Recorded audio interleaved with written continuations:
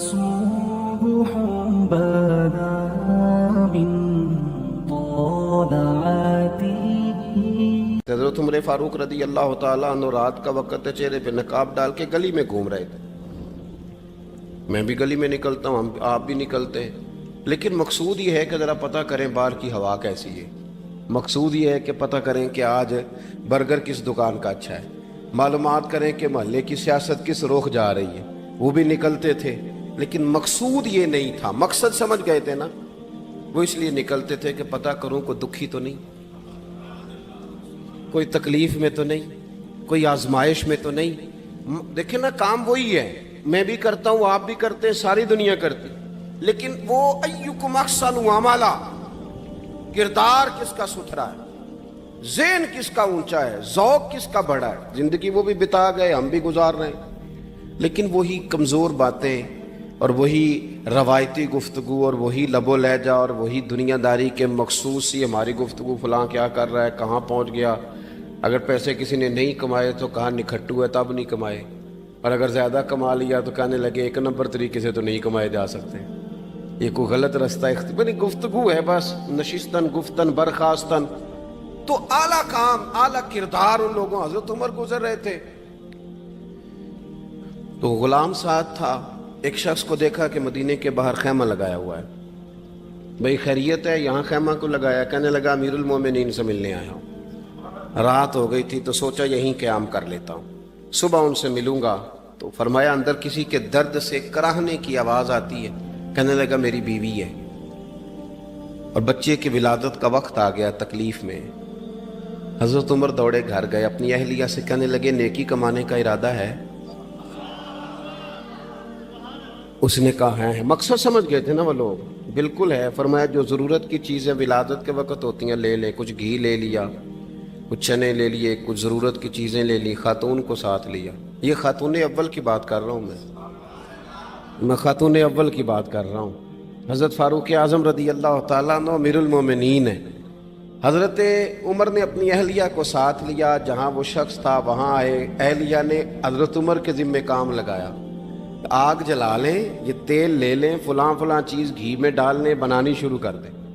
فاروق اعظم نے ہاتھ کے اندر پکڑا ہوا برتن، چمچہ، ڈوئی بھی آخ لی دے، پنجابی ہے نا ہم، تو وہ کام کر رہے ہیں، چلا رہے ہیں، آگ جلا رہے ہیں. خاتون اندر ڈیوٹی کر رہی. تو وہ شخص جو تھا نا جس کی بیوی تھی، وہ کہتا ہے میں 2-3 دفعہ کا غلام ادھر آ، فلانی چیز بتا. میرے ذہن میں یہ تھا کہ امیر المومنین نے کو بندہ کھڑا کیا آنے جانے والے مسافروں کا خیال کرے. میرے ذہن 2-4 دفعہ میں نے اپنے لفظوں میں بات بھی کہہ دی، لیکن جب اندر میرے بچے کی ولادت ہوئی تو اندر سے میری بیوی بولی اور حضرت عمر کی اہلیہ بولی اور بول کے کہنے لگی امیر المومنین مبارک ہو، آپ کے دوست کو رب نے بیٹا دیا ہے. وہ شخص کہتا ہے میں باہر کھڑا تھا، وجود تڑپ گیا، آنکھیں برس پڑی. کبھی نہیں رویا تھا پر کیفیت عجیب بن گئی. کوئی تقریر نہیں سنائی، کوئی اعلیٰ شعر نہیں انہوں نے پڑھا.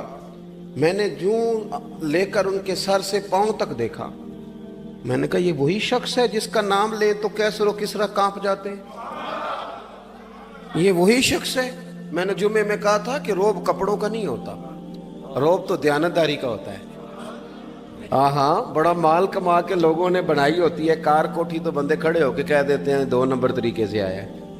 اور 13ویں-14ویں گریڈ کا ملازم ہو تو اس کے سامنے بہت بڑا افسر ڈر رہا ہوتا ہے یار بندہ دیانتدار ہے، یہ رشوت نہیں لیتا، سفارش نہیں مانتا، یہ میرٹ پہ کام کرتا ہے.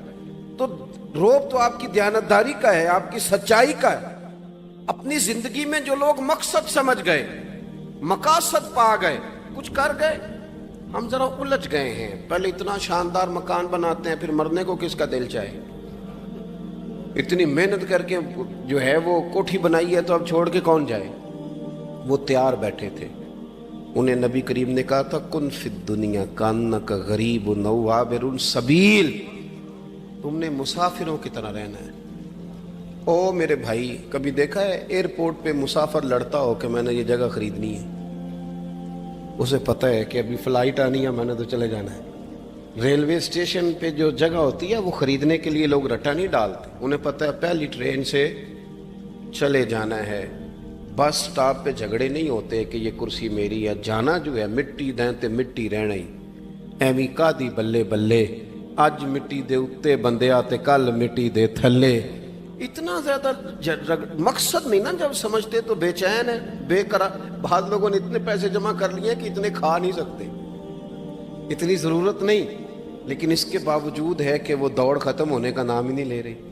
हजरत सिद्दीक अकबर रदी अल्लाह ताला अन्हु अमीरुल मोमिनीन है, बादशाहों के बड़े बात होती है। हमारे मुल्क में ऐसे भी बादशाह गुजरे हैं कि जो सफ़र पे जाते थे तो खानसा में भी ले जाते थे, बावर्चियों को भी लेके जाते थे कि खाना मेरी मर्जी का होना चाहिए। हजरत अबू बकर सिद्दीक ने पानी मांगा, अमीरुल मोमिनीन, तो सहाबा ने ना शहद मिला पानी पेश किया। कोई इतनी लंबी बात तो नहीं, लेकिन सिद्दीक अकबर रो ही पड़े, और इतना रोए कि हिजकियां बन गई। लोग कहते हैं पता नहीं था किस बात पे रो रहे हैं, पर हम भी रो पड़े। हुजूर आप क्यों रोते हैं? तो आप फरमाने लगे, यार मुझे आसानियों में मुब्तला करने लगे हो, मुझे इन दुनिया की लज्जात में उलझाने लगे हो। मैं हुजूर की बारगाह में बैठा था तो अल्लाह के रसूल फरमा रहे थे, पीछे हट जा, पीछे हट जा, पीछे हट जा। मैंने पूछा, हुजूर आप किसको कह रहे हैं? तो हुजूर फरमाने लगे, दुनिया मेरे पास आई थी, वो करीब करना चाहती थी मुझे, तो मैंने उसे कहा पीछे हट जा, मेरे नेड़े ना आना, दूर हट जा। तो हट तो गई है, पर जाती दफ़ा कह गई है, सोनिया आप तो बच गए हैं, पर आपके बाद वाले कैसे बचेंगे? तो मुझे सीने से लगा ले, गले से लगा ले।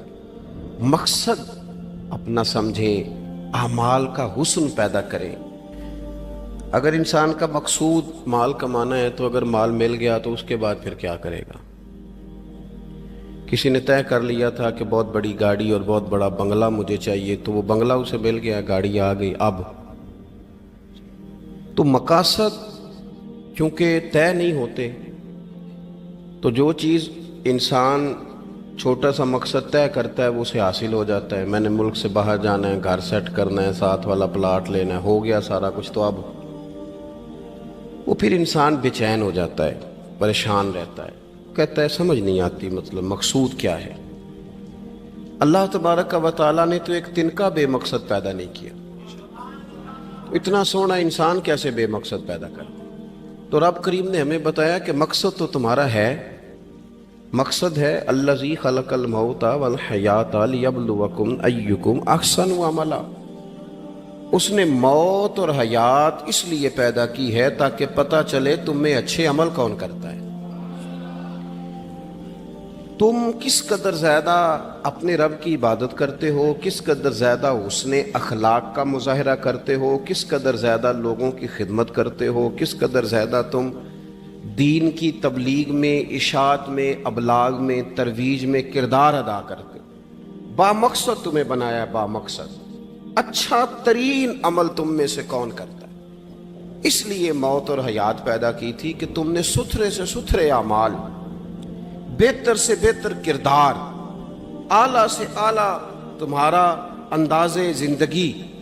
देखें, हमने लोगों के साथ मिल के रहना होता है, बहुत सारी चीज़ें ऐसी होती हैं कि जो तकलीफ़ का सामान बनती हैं। अब इन्हीं लोगों के साथ अल्लाह ने हमें मिल के रहने का हुक्म दिया, इनके हुकूक अदा करने का हुक्म दिया, तो साथ साथ ना दरगुजर का भी कहा, माफ़ी का भी कहा। जब इंसान माफ़ी कर देने वाला हो जाता है, दरगुजर वाला हो जाता है, तो फिर वो बड़ा हो जाता है, बड़े दिल वाला हो जाता है, बड़े हौसले वाला हो जाता है, बड़े ज़रब वाला हो जाता है, उसकी ज़िंदगी हसीन होती।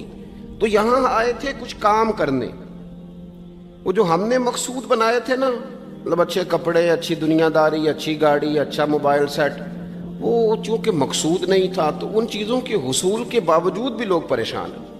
मकसूद ये था कि बेहतरीन अमल, सोना अमल, आला तरीन अमल मेरे रसूल पाक सल्लल्लाहु अलैहि वसल्लम के गुलामों ने ना वो अमल करके दिखाया। आला तरीन मिजाज रखते थे और आला तरीन खिदमत, यानी लोग उनका किरदार देख के ना, किरदार और अमल देख के, हम तो लंबी तकरीरें करते हैं, बातें करते हैं, बड़ा कुछ बताना पड़ता है, लेकिन वो बस थोड़ा सा ना लोग उनके पास उठते बैठते थे, आते जाते। इतनी दौड़ है कि आगे बढ़ के और लेना है, और लेना है, हाल में मजीद का रट्टा, वो समझ गए हम ना अड़े हुए हैं। بہت سارے لوگ ایسے ہیں جنہیں صحیح بات کا پتہ چل گیا ہے, وہ فیصلہ کرنے میں دیر کر رہے ہیں. انہیں سمجھ آ گئی ہے کہ بہتر یہی ہے کہ میں وقت پہ مسجد آیا کروں. انہیں سمجھ آ گئی ہے بہتر یہ ہے کہ سویرے اٹھ کے نا واٹس ایپ بعد میں دیکھوں, پہلے قرآن پاک کی زیارت کر لیا کروں. سمجھ انہیں ہے, سمجھ ہے کہ باتیں زیادہ کرنے سے بہتر ہے درود و سلام زیادہ پڑھا جائے. پتہ انہیں ہے, وہ فیصلہ ہی نہیں کر رہے, ارادہ نہیں بنا رہے, توجہ نہیں کر رہے. جب بہت زیادہ بندہ دنیا داری میں الجھ جاتا ہے نا, بہت زیادہ, آسانیاں تو بندے کو جینے نہیں دیتی. پہلے انسان کہتا ہے کہ موٹر سائیکل ہو جائے نا تو چلو سفر آسان ہوگا. پھر موٹر سائیکل کہتا ہے ٹائر 2 ہیں, 4 ٹائروں والی ہونا, چلو مہران ہی ہو جائے خیر ہے. لیکن مہران میں بیٹھتے ہی اسے خیال آتا ہے کہ اس کی تو سیٹیں تنگ ہیں, پھر اس سے بڑی گاڑی چاہیے. یہ روز دوڑ ہے. بانج فقیروں کسے نہیں ماریا, اے ہوئی چور اندر دا. یہ دوڑ ہے, یہ ختم. حضرت ابوبکر صدیق رضی اللہ تعالیٰ عنہ امیر تھے. ہمیں تو نا جی ایک سے ایک کھانا, اور آج یہ نہیں کھانا, آج میری مرضی کا کھانا, یہ میری مرضی کا, یہ میرے بچے کی مرضی کا, یہ فلانے کی مرضی کا. وہ خواہشات کا انبار, اور نفس بچے کی طرح ہوتا ہے, خواہش پوری کرو تو فوراً ہی دوسری بھی بتا دیتا ہے, دوسری پوری کرو تو تیسری کی بھی خبر دے دیتا ہے. ہم نا چونکہ الجھ جاتے ہیں, پھر وہ الجھاؤ ہمیں باہر نہیں نکلنے دیتا. اگر تھوڑا تھوڑا کر کے, میرا مطلب یہ ہے کہ زندہ رہنے کے لیے روٹی کھانی ہے نا. مثلا روٹی کا لطف کتنی دیر ہوتا ہے, جتنی دیر منہ میں چباتے ہیں, اس کے بعد ختم.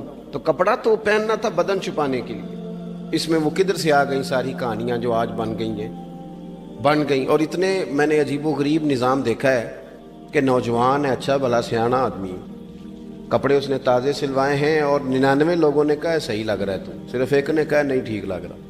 وہ پریشان ہو جاتا ہے, کہتا بھی اس کا کچھ کروں. کیوں؟ اس لیے کہ یہی سارا مقصود سمجھ لیا ہے, کپڑے پہننا, اسی میں الجھ جانا.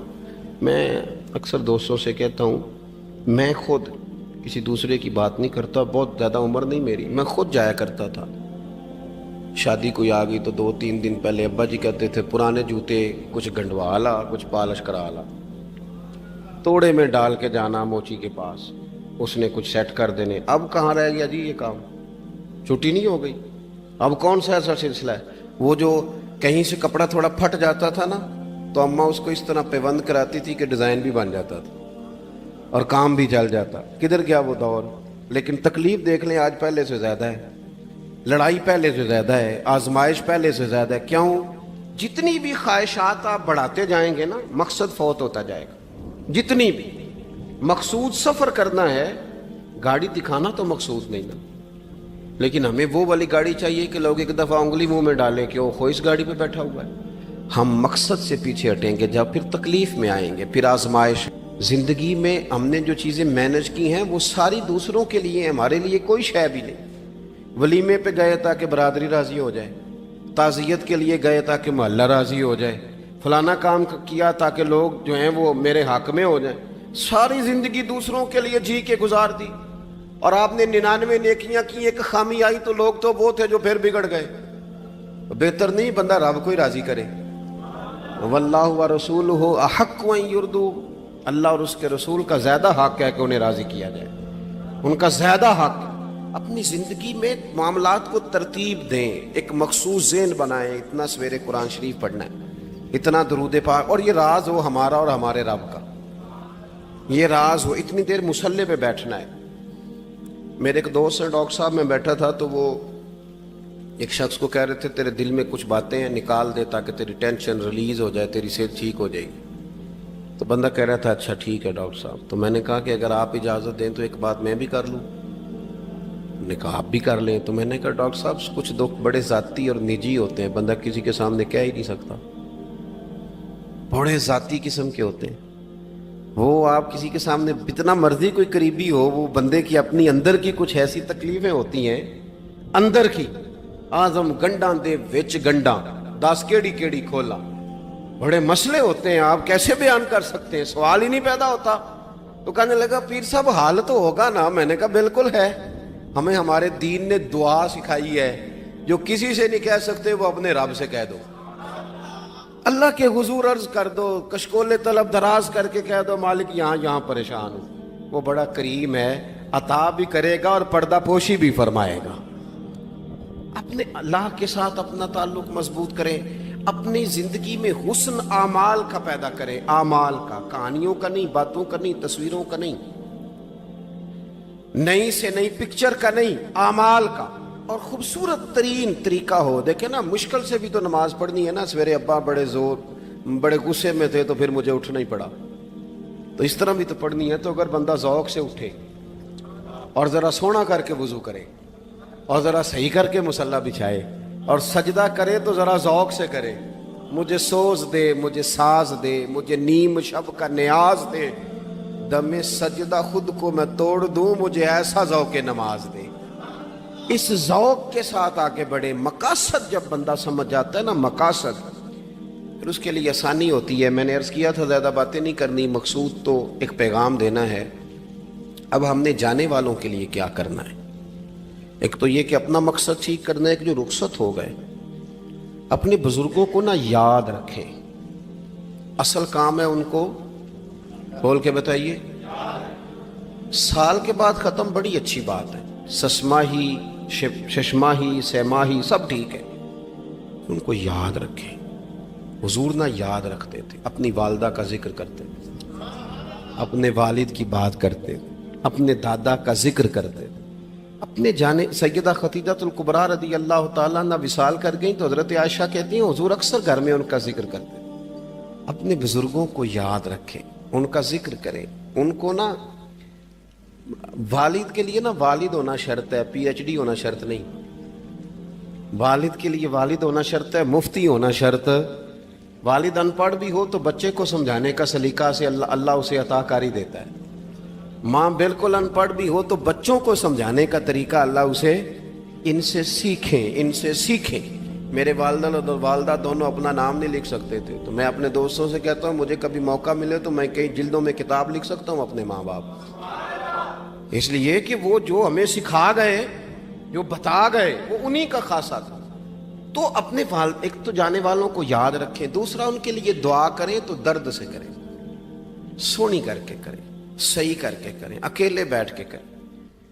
دعا کا سب سے زیادہ تعلق آپ کے دل کی آواز کے ساتھ ہوتا ہے، اور جس طرز میں حضور نے ہمیں حدیث سکھائی ہے نا، اس رنگ میں کبھی آپ حدیث کو سیکھیں، سمجھیں نا۔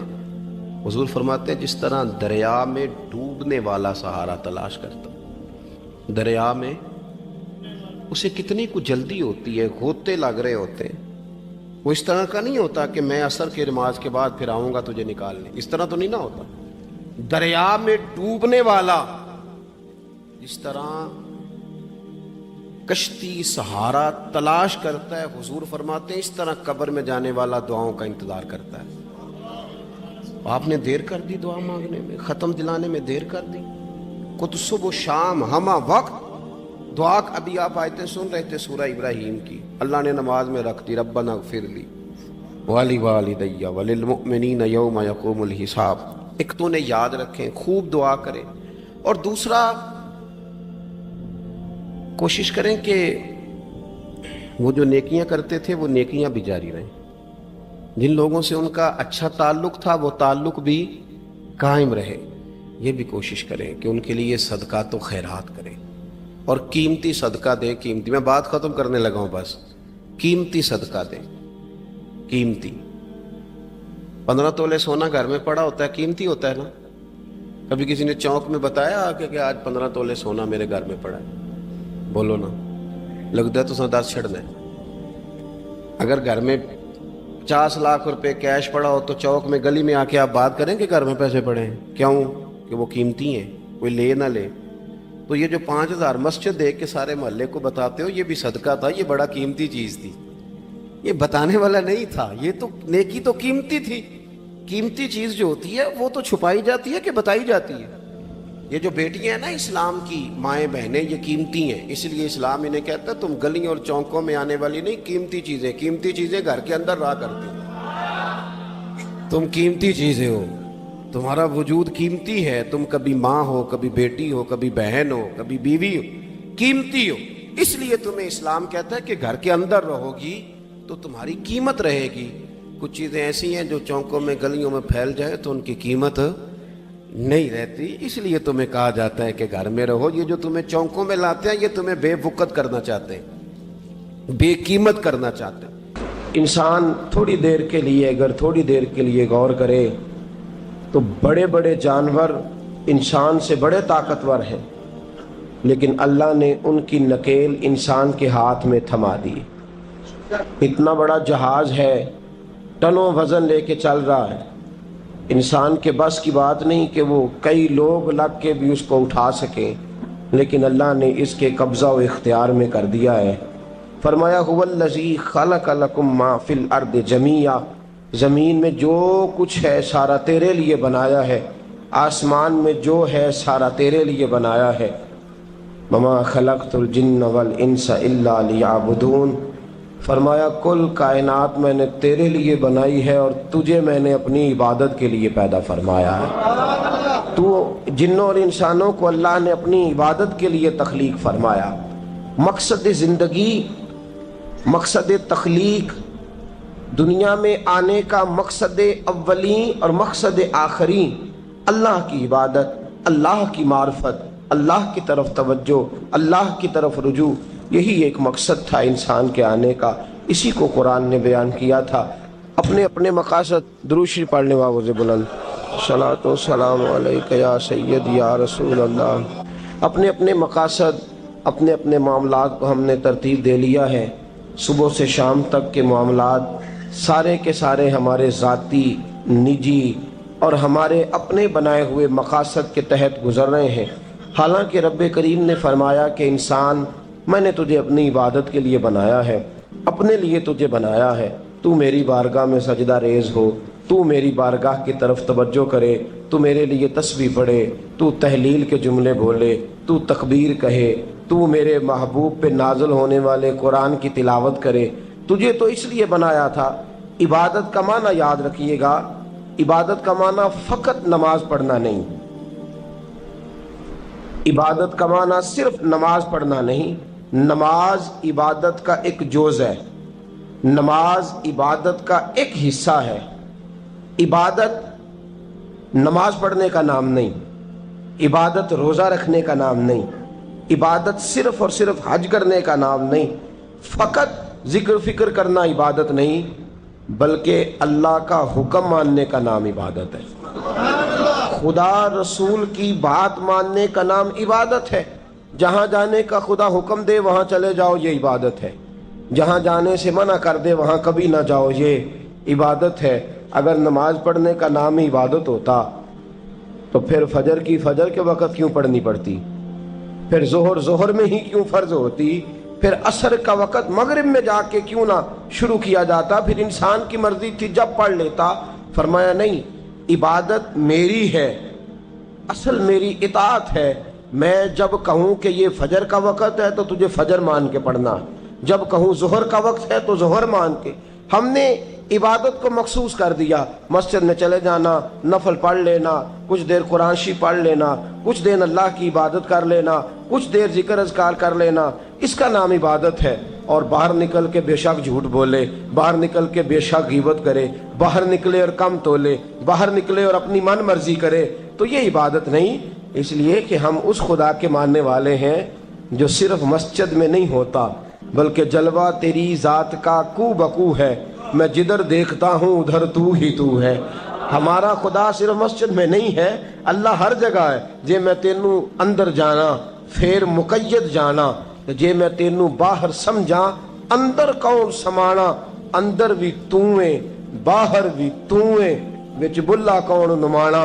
اصل بات یہ ہے کہ جب خدا ہر جگہ ہے تو اللہ تبارک و تعالیٰ کا حکم ہر جگہ ماننا ہے, ہر جگہ اطاعت کرنی ہے, ہر لحاظ سے. رب کی بات ماننے کا نام عبادت ہے. اللہ کی, اس کے رسول الپاک صلی اللہ علیہ وسلم کی بات ماننے کا نام, توجہ ہے آپ کی میری بات پہ, عبادت کا مفہوم سمجھیے گا, عبادت کا مفہوم سمجھیے گا. ہمارا وہ دین نہیں جو پنڈتوں جوگیوں راہبوں کا مذہب ہے کہ جنگلوں میں نکل جاؤ تسبیح لے لو, میں کھٹکتا ہوں دل عالم میں کانٹے کی طرح اور تو فقط اللہ اللہ اللہ. یہ مذہب نہیں. ہمارا دین کہتا ہے مسجد میں بیٹھ کے جو ذکر کرے گا اسے بھی ثواب ملے گا، اور جو محنت کر کے کما کے بچوں کو کھلائے گا اسے بھی ثواب ملے گا۔ ہمارا دین یہ کہتا ہے جو مسجد میں بیٹھ کے قرآن پڑھے گا اسے بھی ثواب ملے گا، اور جو گلی میں پڑا ہوا کانٹا اٹھا دے گا اسے بھی اللہ اجر عطا فرمائے گا۔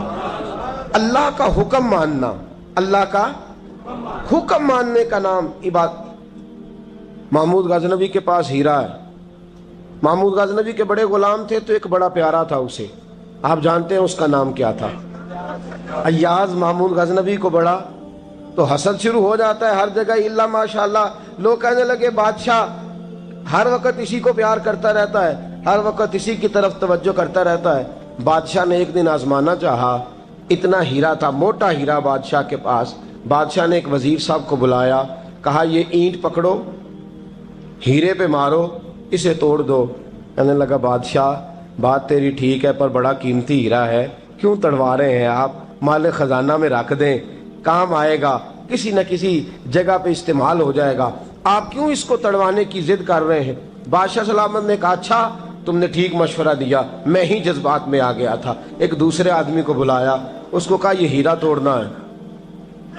اس نے کہا بادشاہ مجھے لگتا ہے پوری دنیا میں اتنا موٹا ہیرا تیرے پاس ہے، کسی اور کے پاس نہیں ہوگا، یہ توڑنے کی چیز نہیں تجوری میں سنبھالنے کی چیز ہے، اسے سنبھال کے رکھ۔ تیسرے کو بلایا، چوتھے کو بلایا، جس کو بھی بلاتا رہا وہ بادشاہ کو سمجھاتا رہا، جس کو بلایا بادشاہ کو سمجھایا۔ ایاز کی باری آئی، کہا ایاز ادھر آ، توجہ ہے آپ کی؟ ایاز ادھر آ، یہ ہیرا تو توڑ دے۔ اس نے اینٹ پکڑی، زور سے ماری، ہیرا توڑ دیا۔ بادشاہ کہنے لگا بڑا بیوقوف ہے بھائی تو، یہ سارے میرے خیر خواہ تھے، مجھے سمجھاتے رہے اور تو نے خیال ہی نہیں کیا، میں بیوقوف تھا تو تو بھی ساتھ ہو گیا، توڑ ہی دیا۔ کہنے لگا بادشاہ غلطی ہو گئی، مجھ سے غلطی ہو گئی، مجھے نہیں توڑنا چاہیے۔ اس نے کہا اچھا چل چھوڑ، ایک بات بتا، تیرے سامنے جو سب مجھے مشورے دے رہے تھے تو نے کیوں نہیں دیا؟ میں نے تجھے کہا توڑ دے، کیا لفظ ایاز نے کہے، کمال کر دی۔ کہنے لگا بادشاہ میرے دل میں خیال آیا ہیرا ٹوٹتا ہے تو ٹوٹ جائے، میرے بادشاہ کا حکم نہیں ٹوٹنا چاہیے، یہ ٹوٹتا ہے تو ٹوٹ جائے، یہ کرچی کرچی ہوتا ہے تو ہو جائے، خزانہ خالی ہوتا ہے تو ہو جائے، لیکن میرے مالک کا حکم نہیں ٹوٹنا چاہیے۔ بادشاہ میں ہر چیز توڑ دوں گا پر میں تیرا حکم نہیں توڑ سکتا۔ بس دوستو یہی عبادت ہے، بلا مثال و بلا تشبیہ بات سمجھیے گا۔ جس نے خدا کا حکم توڑ دیا اس نے عبادت نہیں کی، اور جس نے خدا کا حکم اچھا آؤ نماز کے لیے، دکان کا وقت ہے، گاہک بھی زیادہ آ گئے ہیں، رش پڑ گیا ہے، اب تھوڑا وقت مشکل ہو جائے گا، ذرا تھوڑی دیر میں پڑھ لوں گا۔ ہیرا ٹوٹتا ہے تو ٹوٹ جائے، گاہک آنے کا سلسلہ ٹوٹتا ہے تو ٹوٹ جائے، روزی آنے کا سلسلہ ٹوٹتا ہے تو ٹوٹ جائے۔ مسلمانوں خدا کا حکم نہیں ٹوٹنا چاہیے، رسول اللہ کا فرمان نہیں ٹوٹنا چاہیے۔ میرے رسول پاک صلی اللہ تعالی علیہ وسلم کا اقبال نے کیا کہا؟ کہنے لگا اے طائر لاہوتی، اس رزق سے موت اچھی جس رزق سے آتی ہو پرواز میں کوتاہی۔ کہا خدا کا حکم نہ توڑ بیٹھنا، اور عبادت بھی جس کو اللہ کہہ دے وہ عبادت ہے۔ ایک بندہ زوال کے وقت نماز پڑھنے کھڑا ہو جائے تو ہو جائے گی، کیوں؟ نماز نہیں پڑھ رہا؟ اچھا میں آپ کو روایت سناتا ہوں، شیر خدا مولا کائنات حضرت علی المرتضی رضی اللہ تعالیٰ عنہ فرماتے رسول پاک صلی اللہ علیہ وسلم نے ہمیں منع فرمایا جب عید الفطر کا دن ہو یا عید الاضحیٰ کا دن ہو تو تم نے کیا کرنا ہے؟ فجر کی نماز پڑھنی ہے، اس کے بعد اشراق چاشت نہیں پڑھنی، فجر سے لے کر عید کی نماز تک درمیان میں کوئی نماز نہ پڑھنا۔ جب عید کی نماز ہو چکے پھر تمہیں اجازت ہے جتنے مرضی نفل پڑھو، لیکن فجر سے لے کر عید تک تم کوئی اور نماز نفل درمیان میں نہ پڑھنا۔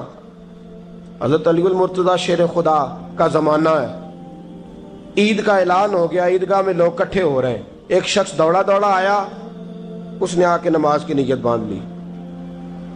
توجہ ہے آپ کی؟ میں نے کہا عبادت ہے خدا کا حکم ماننے کا نام۔ حضرت علی رضی اللہ تعالیٰ عنہ نے نماز کے بعد اس شخص کو بلایا، فرمایا ادھر آ، تجھے نہیں پتا کہ جب تک عید کی نماز نہیں ہوتی کوئی اور نفل نہیں پڑھیں گے؟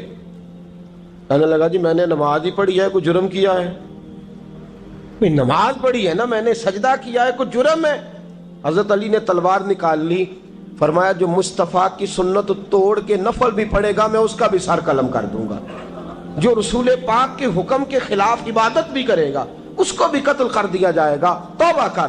یاد رکھیے گا، عبادت خدا رسول کی بات ماننے کا نام ہے۔ آپ سویرے 8 بجے اٹھ کے کھڑے ہو جائیں کہ میں نے تو فجر پڑھنی ہے، فجر کا وقت 8 بجے نہیں ہوتا، وہ گزر گئی 4 بجے، 4:15 بجے ہو چکا۔ ایک شخص شام 7 بجے کھڑا ہو جائے، کہے جی میں تو ظہر کی نماز 7 بجے پڑھا کروں گا، یہ کیسے ممکن ہے؟ اس کا وقت تو 2 بجے کے راؤنڈ اباؤٹ ہے، تجھے اسی وقت ادا کرنی۔ یاد رکھیے گا عزیز ساتھیو، عبادت اللہ کا حکم ماننے کا نام ہے، لیکن عبادت کی بہت بڑی جو ایک رکن ہے، عبادت کا بہت بڑا جو ایک جز ہے وہ نماز پڑھنا ہے، بہت بڑا جز۔ حضرت محمد بن ابی بکر حضرت صدیق اکبر کے صاحبزادے رضی اللہ تعالیٰ عنہ کیا فرماتے ہیں؟ فرماتے ہیں مسلمانوں بڑے نصیبوں والے ہو، بڑے نصیبوں والے ہو، تمہیں تو اللہ کی بارگاہ میں جانے کے لیے اجازت ہی نہیں لینی پڑتی، اللہ نے تمہارے لیے دروازہ ہی کھول دیا ہے۔ جب دل کیا، وضو کیا، نماز کی نیت باندھی، اللہ کے دروازے کھل گئے، اور بغیر کسی ترجمان کے تم نے اپنے رب سے بات کرنی شروع کر دی۔ عبادت ایسی نعمت ہے، اللہ کی بارگاہ میں کھڑے ہونا، سجدہ کرنا اتنی بڑی فضیلت کی بات ہے۔ یہ حدیث میرا خیال ہے آپ کو کبھی بھولنی نہیں چاہیے۔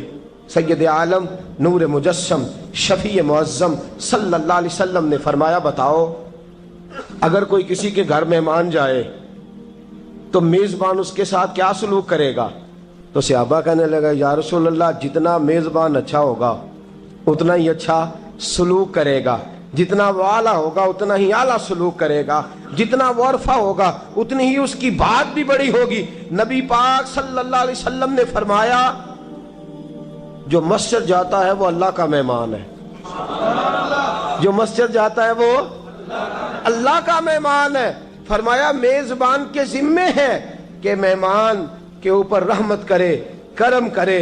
فرمایا جب تو مسجد جاتا ہے تو خدا بھی رحمتوں کے دروازے کھول دیتا ہے، اللہ تیرے لیے فضل کے دروازے کھول دیتا ہے۔ نبی پاک صلی اللہ تعالی علیہ وسلم نے فرمایا جب تو اپنے گھر سے مسجد جانے کے لیے ابھی نکلتا ہے، ابھی تو گیا نہیں، ابھی تو نکلا ہے، فرمایا تو نے سیدھا پیر اٹھایا ہے تو تیرا ایک درجہ بلند ہو گیا ہے، تو نے الٹا قدم اٹھایا ہے تو تیرا ایک گناہ معاف ہو گیا ہے، پھر تو نے سیدھا قدم اٹھایا ہے تو تیرا ایک درجہ بلند ہو گیا۔ اپنی اپنی طبیعت ہے نا۔ حضور نے حدیث سنائی، حضرت سیدنا اسید بن حضیر رضی اللہ تعالیٰ عنہ دیہاتی آدمی تھے، مسجد نبوی سے دور گھر تھا، مسجد آنے جانے کے لیے گدھا رکھا ہوا تھا، گدھے پہ بیٹھ کے مسجد آتے تھے، نماز پڑھ کے اسی پہ بیٹھ کے لوٹ جاتے تھے۔ جس دن حضور نے فرمایا نا ایک قدم پہ ایک گناہ معاف ہوتا ہے، ایک قدم پہ ایک نیکی ملتی ہے، گدھا گھاری چھوڑا ہے۔ صحابہ کہنے لگے یار دور کا تیرا سفر ہے، تم آرام سے گدھے پہ آ جا۔ کہنے لگے کیوں؟ میں کیوں گدھے پہ آؤں؟ میں تو روز پیدل آؤں گا، تم سب کے تھوڑے تھوڑے گناہ معاف ہوں گے، تھوڑے تھوڑے درجے بلند ہوں گے، میں نے چونکہ دور سے آنا ہے اللہ میرے زیادہ گناہ معاف فرمائے گا، میرے زیادہ درجے بلند فرمائے گا، میرے اوپر زیادہ کرم نوازی فرمائے گا۔ جو مسجد کی طرف چل کے آیا ایک ایک قدم پر اللہ اس کے درجے بلند کرے گا، ایک ایک قدم پہ اللہ اس کے گناہ معاف کرے گا۔ نبی پاک صلی اللہ تعالی وسلم کی اپنی سنت کیا ہے؟ حضرت زید بن ثابت رضی اللہ تعالیٰ عنہ فرماتے ہیں میں ایک دن حضور کے ساتھ مسجد کی طرف نکلا، جب ہم جانے لگے نا تو جو رسول پاک کا انداز تھا نا چلنے کا وہ بڑا پیارا ہوتا تھا، دھیما سا چلتے تھے، نظر مبارک جھکی رہتی تھی۔ سید عالم صلی اللہ علیہ وسلم کی ادائیں ایسی حسین تھیں، تیری سیرت تیری صورت زمانے سے نرالی ہے، تیری ہر ایک ادا پیارے ادائے بے مثالی ہے۔ فرمایا جھکی جھکی نظروں سے حضور چلتے تھے۔ آج میں ساتھ ہوں، پہلے بھی کئی دفعہ ساتھ تھا، مسجد کی طرف جا رہے تھے، کسی جگہ سے واپس لوٹے تھے، کسی کے گھر سے مسجد جا رہے تھے۔ فرمایا ہلکے ہلکے قدم، چھوٹے چھوٹے قدم، آہستہ آہستہ حضور چل رہے ہیں۔ فرماتے ہیں میرے دل میں بار بار خیال آتا،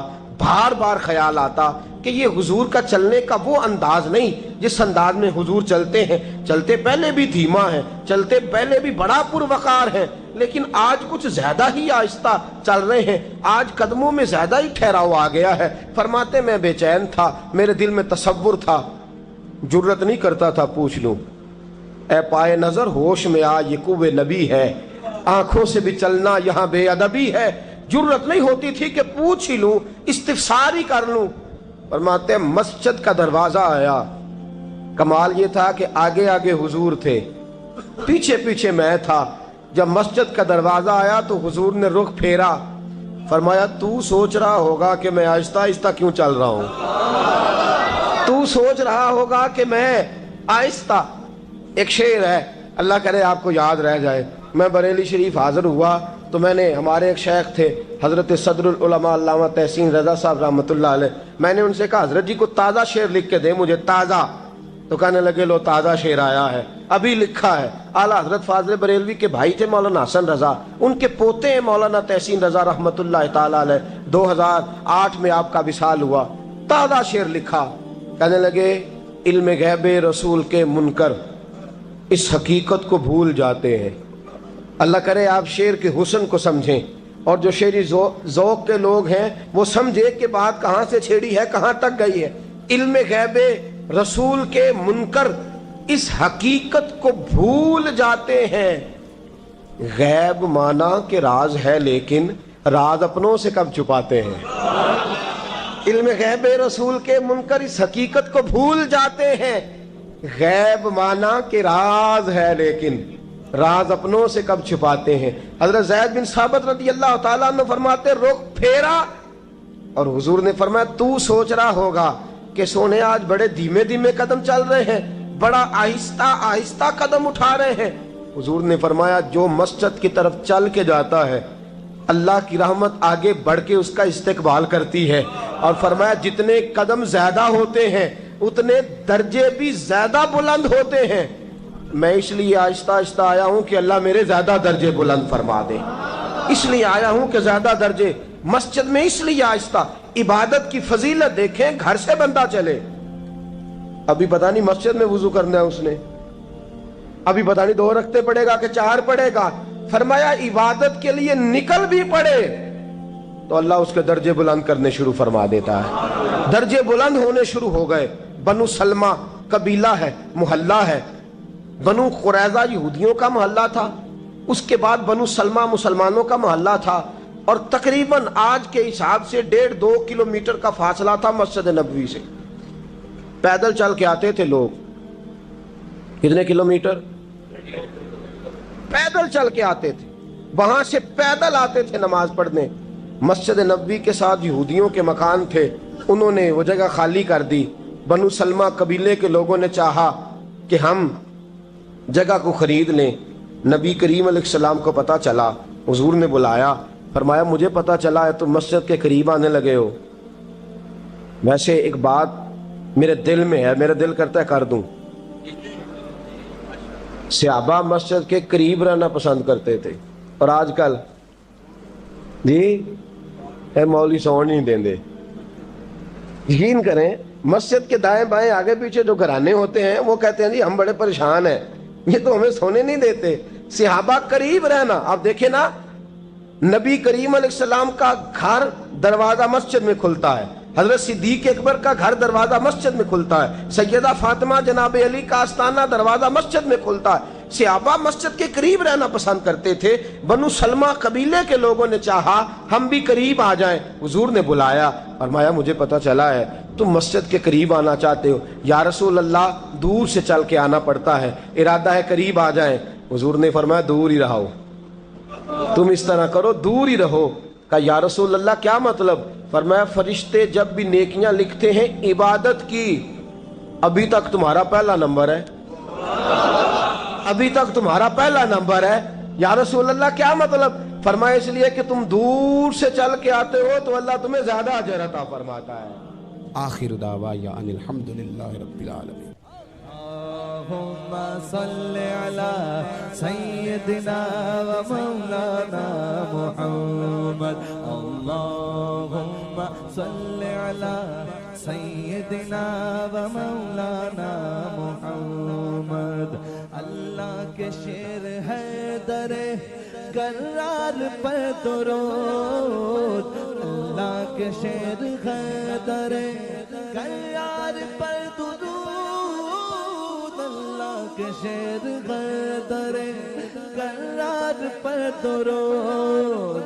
حضرت حسن حسین کے کردار پر درود. اللہم صلی علی سیدنا و مولانا محمد وعلی سیدنا علی و سیدتنا فاطمہ و سیدتنا زینب و سیدنا حسن و سیدنا حسین وعلی آلہ وصحبہ وبارک وسلم. زینب کی بارگاہ میں زینب کی بارگاہ میں زینب کی بارگاہ میں زینب کی بارگاہ میں سلام نیاز ہے. زینب کی بارگاہ میں سلام نیاز ہے. جو مرتضیٰ کی لاڈلی زہرا کا ناز ہے. اللہم صلی علی سیدنا و مولانا محمد وعلی سیدنا علی و سیدتنا فاطمہ و سیدتنا زینب و سیدنا حسن و سیدنا حسین.